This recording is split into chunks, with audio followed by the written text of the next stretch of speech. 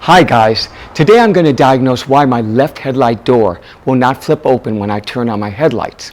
At first I said, hey, it's the motor, let's order a new motor.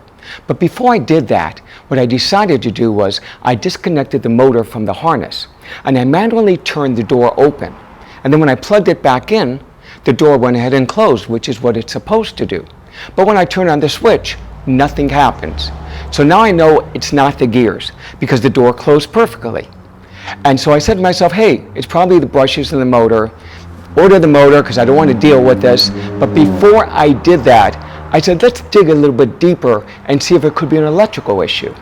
So today we're going to do that. We're going to figure out what is really going on. And if you like my channel, please like and subscribe. And if you feel this saves you a lot of money, you could send me a tip or send me a donation. I'll leave a link down below in the description where you can do that. So let's do it. I want to know if my headlight motor is getting power. So I disconnected the harness and put the red lead of a multimeter on the gray wire of the harness.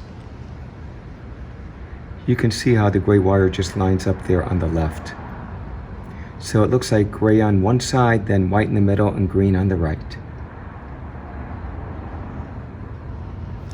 I then went ahead and took the black lead from my multimeter and I connected it to the battery. And then I went ahead and looked at the multimeter and you can see I'm getting 12.84 volts, which is great, which explains why the headlight door closes when I turn off the headlights. So right now the headlight switch is in the off position.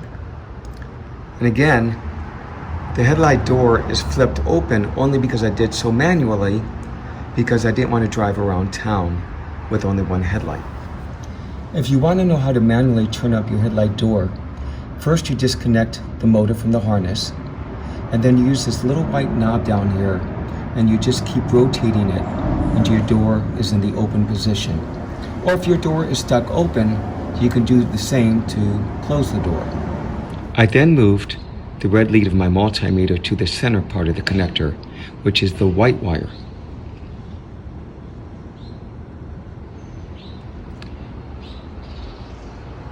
And you can see when you look at the meter that I get a reading of 0, which is correct.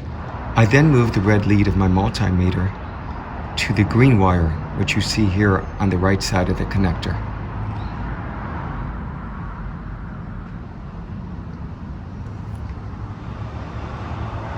And when I look at the multimeter, again I get a reading of 0, which is again correct. I then turn the headlights on. And I move the red lead of my multimeter over to the gray wire again. Previously, this had voltage. Now, when I come and look at the multimeter, you can see it's not getting any voltage, which again would be correct, because now I'm in a position that needs to flip the polarity to move the headlight motor up. I then moved the red lead of my multimeter to the center connector, which is the white wire. And you can see I don't have any voltage, which is again correct. I then moved the red lead of my multimeter to the green connector, the green wire side of the connector, which is on the right here.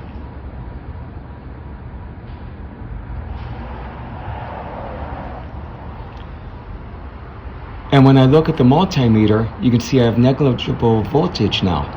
But this should be getting voltage. I should have at least 12 volts over here because this is what actually tells the headlight motor to flip the door open. But I'm not getting any voltage. So herein lies the problem. My headlight motor is not getting any voltage to make the door go open. The next thing I'm going to do is open up the relay box. The relay box is located right here, right in front of the tire. And it takes a 7mm socket to remove those two bolts, one at the top and one at the bottom. Before you open up the relay box, make sure you disconnect the negative terminal on your battery. After you remove the two screws, just reach in, pull out slightly to here, and then just pull up. because you can see that the bottom of this is open. And there are the relays. The relays are almost impossible to work on in this position. So what I'm going to do is remove that bracket from the front of the wheel well. And there are 2 screws just on the other side of it, right in front of the tire. So I'm going to remove those 2 screws and remove the bracket.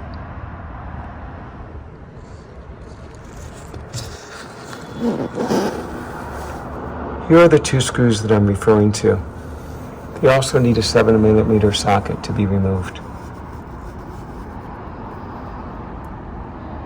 Now just reach in and pull up on the relay bracket. You can see it's much easier now to get to the relays. On my '87 Corvette, the bottom 2 relays control the headlight motor doors. So those are the 2 that I will be paying attention to. When you look at the back, you're going to have to see that you're going to have to press those tabs to remove the relays. I'll take a closer look and let you know what I did. It appears that all you have to do is just slide the relay up, and then it will fall through this open slot. So I'm going to give that a shot. And on my '87 Corvette, I believe that the driver's headlight motor door is controlled by the center relay. And I believe that the passenger one is controlled by the bottom relay. So I'm going to start with the center one and see what happens. These don't come up as easily as you would think they would. So I've placed a very small screwdriver right underneath the tab, and I'm gently twisting from side to side to make the relay move up, and it's starting to do so. I've gently rocked it from side to side with the screwdriver and got it to pull all the way up. Now I'm going to pull it through. So there's your relay. And you can see there's a tab on that side and a tab on that side. So I'm going to get a small screwdriver and press it in on both sides and see if that helps me remove it from the harness. Remember, when reinstalling it, that the gray side of the harness goes up and the black side of the harness is in the down position. So they go back in that way, with gray up. The relay came off a lot easier than I thought it would. And when I look inside here, I thought at first this must be the problem. But then I realized that they put some black silicone around this, I guess, to keep the moisture out. So I'm going to go ahead and clean this up. And I ordered a new relay, and I'm going to install it the moment it comes in. I took some CRC electronic cleaner and cleaned up these terminals. I also pulled the connectors off for the passenger side, which are on the bottom of the bracket. Just remember, if you do this, because they separate, that the gray connector goes on top and the black connector goes at the very bottom. And this is for the bottom relay, or the passenger side. I got lucky and I found an original relay from a dealer. So I decided to go ahead and get that one. And as you can see, it already has some black goop on the bottom of it. I'm going to add a little dielectric grease to that. Okay, there they are. They're all back on, and let's find out if it works. My connector keeps popping off, so I inserted a screwdriver underneath the little tab there, and I'm bending out that piece of metal just a little bit.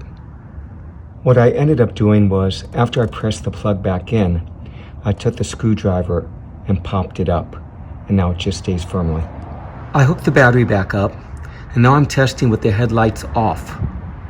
So with the headlights off, the green wire is reading 0, which is correct. The center wire, or the white wire, is also reading 0. And the gray wire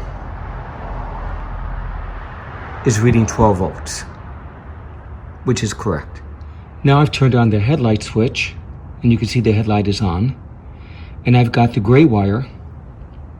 It's gone down to 0. The white wire in the center has gone down to 0. And the green wire now has 12 volts. And it didn't have 12 volts before. So it looks like it was definitely a relay issue. So we're going to go ahead and plug everything back up and see if the headlights work. Both headlights are currently in the up position. because I had disconnected the motors and manually turned them up while waiting for a new relay to arrive. So what I've done is I've disconnected the battery, and then I went ahead and plugged in both motors. I did this because I didn't want the motors to go ahead and activate while I was plugging them in. I'm now going to take the headlight switch and pull it out into the half position.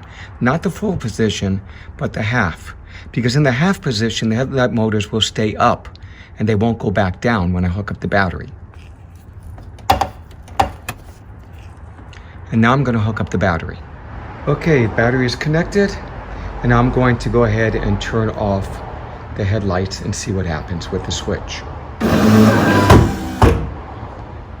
And now I'm going to open them again, and I'm going to close them. So that's it. I'm sure glad I was able to figure out it was a relay and not that headlight motor. So do me a favor, please like and subscribe to my channel, and hit the bell so you get notified when I make another video. And if you feel this video saved you time or money and you want to support my channel, leave me a tip, send me a donation.